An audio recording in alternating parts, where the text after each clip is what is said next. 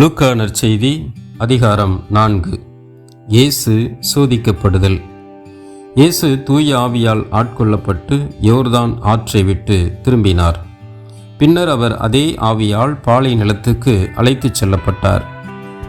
அவர் 40 நாள் அலகையினால் சோதிக்கப்பட்டார். அந்நாள்களில் அவர் ஒன்றும் சாப்பிடவில்லை. அதன் பின் அவர் பசியுற்றார். அப்பொழுது அலகை அவரிடம், நீர் இறைமகன் என்றால் இந்த கல் அப்பமாகும்படி கட்டளையிடும் என்றது. அதனிடம் இயேசு மறுமொழியாக, மனிதர் அப்பத்தினால் மட்டும் வாழ்வதில்லை என மறைநூலில் எழுதியுள்ளதே என்றார். பின்னர் அலகை அவரை அழைத்துச் சென்று உலகத்தின் அரசுகள் அனைத்தையும் ஒரு நொடி பொழுதில் அவருக்கு காட்டி அவரிடம், இவற்றின் மேல் முழு அதிகாரத்தையும் இவற்றின் மேன்மையையும் உமக்கு கொடுப்பேன். இவை யாவும் என்னிடம் ஒப்படைக்கப்பட்டிருக்கின்றன. நான் விரும்பியவருக்கு இவற்றை கொடுப்பேன். நீர் என்னை வணங்கினால் அனைத்தும் உம்முடையவையாகும் என்றது. இயேசு அதனிடம் மறுமொழியாக, உன் கடவுளாகிய ஆண்டவரை வணங்கி அவர் ஒருவருக்கே பணி செய்வாயாக என்று மறைநூலில் எழுதியுள்ளது என்றார்.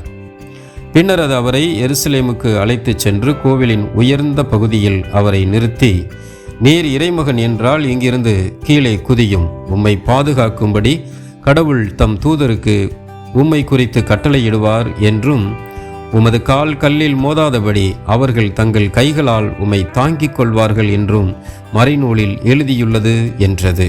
இயேசு அதனிடம் மறுமொழியாக, உன் கடவுளாகிய ஆண்டவரை சோதிக்க வேண்டாம் என்றும் சொல்லியுள்ளதே என்றார். அலகை சோதனைகள் அனைத்தையும் முடித்த பின்பு ஏற்ற காலம் வரும் வரை அவரை விட்டு அகன்றது. கலிலேய பணியின் தொடக்கம். பின்பு இயேசு தூய ஆவியின் வல்லமை உடையவராய் கலிலேயாவுக்கு திரும்பி போனார். அவரை பற்றிய பேச்சு சுற்றுப்புறம் எங்கும் பரவியது. அவர் அவர்களுடைய தொழுகை கூடங்களில் கற்பித்து வந்தார். எல்லாரும் அவரை பற்றி பெருமையாக பேசினர். நாசரேத்தில் இயேசு புறக்கணிக்கப்படுதல். இயேசு தாம் வளர்ந்த ஊராகிய நாசரேத்துக்கு வந்தார். தமது வழக்கத்தின்படி ஓய்வு நாளில் தொழுகை கூடத்திற்கு சென்று வாசிக்க எழுந்தார். இறைவாக்கினர் எசாயாவின் சுருளேடு அவரிடம் கொடுக்கப்பட்டது. அவர் அதை பிரித்தபோது கண்ட பகுதியில் இவ்வாறு எழுதியிருந்தது: ஆண்டவருடைய ஆவி என்மேல் உள்ளது, ஏனெனில் அவர் எனக்கு அருள் பொழிவு செய்துள்ளார்.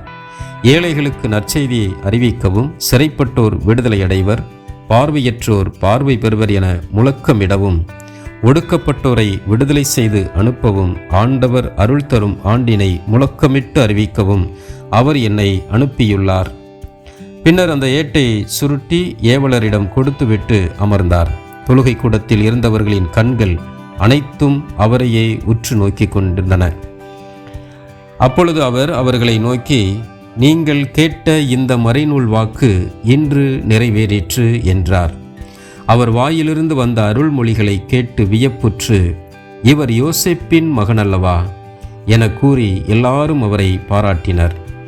அவர் அவர்களிடம், நீங்கள் என்னிடம், மருத்துவரே, உம்மையே நீர் குணமாக்கிக் கொள்ளும் என்னும் பழமொழியை சொல்லி கப்பர்நாகுமில் நீர் செய்ததாக நாங்கள் கேள்விப்பட்டவற்றை எல்லாம் உம் சொந்த ஊராகிய இவ்விடத்திலும் செய்யும் என கண்டிப்பாய் கூறுவீர்கள். ஆனால் நான் உறுதியாக உங்களுக்கு சொல்கிறேன், இறைவாக்கினர் எவரும் தம் சொந்த ஊரில் ஏற்றுக்கொள்ளப்படுவதில்லை.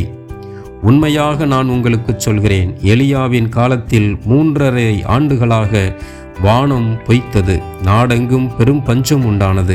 அக்காலத்தில் இஸ்ரேலரிடையே கைம்பெண்கள் பலர் இருந்தனர். ஆயினும் அவர்களுள் எவரிடமும் எலியா அனுப்பப்படவில்லை. சீதோனை சேர்ந்த சாரிபாத்தில் வாழ்ந்த ஒரு கைம்பெண்ணிடமே அனுப்பப்பட்டார். மேலும் இறைவாக்கினர் எலிசாவின் காலத்தில் இஸ்ரேலரிடையே தொழுநோயாளர்கள் பலர் இருந்தனர். ஆயினும் அவர்களுள் எவருக்கும் நோய் நீங்கவில்லை. சிரியாவைச் சேர்ந்த நாமானுக்கே நோய் நீங்கியது என்றார். தொழுகை கூடத்தில் இருந்த யாவரும் இவற்றை கேட்டபொழுது சீற்றங்கொண்டனர். அவர்கள் எழுந்து அவரை ஊருக்கு வெளியே துரத்தி அவ்வூரில் அமைந்திருந்த மலை உச்சியிலிருந்து கீழே தள்ளிவிட இழுத்துச் சென்றனர். அவர் அவர்கள் நடுவே நடந்து சென்று அங்கிருந்து போய்விட்டார். பேய் பிடித்தவரை குணப்படுத்தல். பின்பு இயேசு கலிலேயாவில் உள்ள கப்பர்நாகும் ஊருக்கு சென்று ஓய்வு நாள்களில் மக்களுக்கு கற்பித்து வந்தார். அவருடைய போதனையை குறித்து அவர்கள் வியப்பில் ஆழ்ந்தார்கள். ஏனெனில் அவர் அதிகாரத்தோடு கற்பித்தார். தொழுகை கூடத்தில் தீய ஆவியான பேய் பிடித்திருந்த ஒருவர் இருந்தார். அவரை பிடித்திருந்த பேய், ஐயோ நாசரேத் இயேசுவே, உமக்கு இங்கு என்ன வேலை? எங்களை ஒழித்துவிடவா வந்தீர்? நீர் யார் என எனக்கு தெரியும். நீர் கடவுளுக்கு அர்ப்பணமானவர் என்று உரத்த குரலில் கத்தியது. வாயை மூடு, இவரை விட்டு வெளியே போ என்று இயேசு அதனை அதட்டினார். அப்பொழுது பேய் பிடித்தவரை அவர்கள் நடுவே விழச் செய்து அவருக்கு ஒரு தீங்கும் இழைக்காமல் பேய் அவரை விட்டு வெளியேறிற்று. எல்லாரும் திகைப்படைந்து, எப்படி பேசுகிறார் பாருங்கள், அதிகாரத்தோடும் வல்லமையோடும் தீய ஆவிகளுக்கு கட்டளையிடுகிறார், அவையும் போய்விடுகின்றனவே என்று ஒருவரோடு ஒருவர் பேசிக்கொண்டனர். அவரை பற்றிய பேச்சு சுற்றுப்புறம் எங்கும் பரவியது. சீமோன் பேதுருவின் மாமியாரை இயேசு குணமாக்கலும் பலருக்கு குணமளித்தலும். பின்பு இயேசு தொழுகை கூடத்தை விட்டு சீமோன் வீட்டிற்குள் சென்றார். சீமோனின் மாமியார் கடும் காய்ச்சலால் துன்புற்ற நிலையில் இருந்தார்.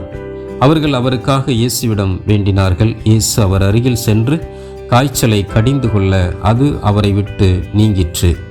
உடனே அவர் எழுந்து அவர்களுக்கு பணிவிடை செய்தார். கதிரவன் மறையும் நேரத்தில் எல்லாரும் தங்களிடையே பற்பல பிணிகளால் நலம் குன்றி இருந்தோரை அவரிடம் கூட்டி வந்தார்கள். அவர் ஒவ்வொருவர் மேலும் தம் கைகளை வைத்து அவர்களை குணமாக்கினார். பேய்களும் நீர் இறைமகன் என்று கத்திக்கொண்டே பலரிடமிருந்து வெளியேறின. அவர் மெசியா என்று பேய்கள் அறிந்திருந்தபடியால் அவர் அதட்டி பேச விடாமல் தடுத்தார். ஊர்கள் தோறும் நற்செய்தி முழக்கம். பொழுது விடியும் வேளையில் இயேசு தனிமையான ஓர் இடத்திற்கு புறப்பட்டுச் சென்றார். திரளான மக்கள் அவரை தேடிச் சென்றனர். அவரிடம் வந்து சேர்ந்ததும் தங்களை விட்டு போகாதவாறு அவரை தடுத்து நிறுத்த பார்த்தனர். அவரோ அவர்களிடம், நான் மற்ற ஊர்களிலும் இறையாட்சியை பற்றி நற்செய்தி அறிவிக்க வேண்டும், இதற்காகவே நான் அனுப்பப்பட்டிருக்கிறேன் என்று சொன்னார். பின்பு அவர் யூதேயாவில் உள்ள தொழுகை கூடங்களில் நற்செய்தியை பறைசாற்றி வந்தார்.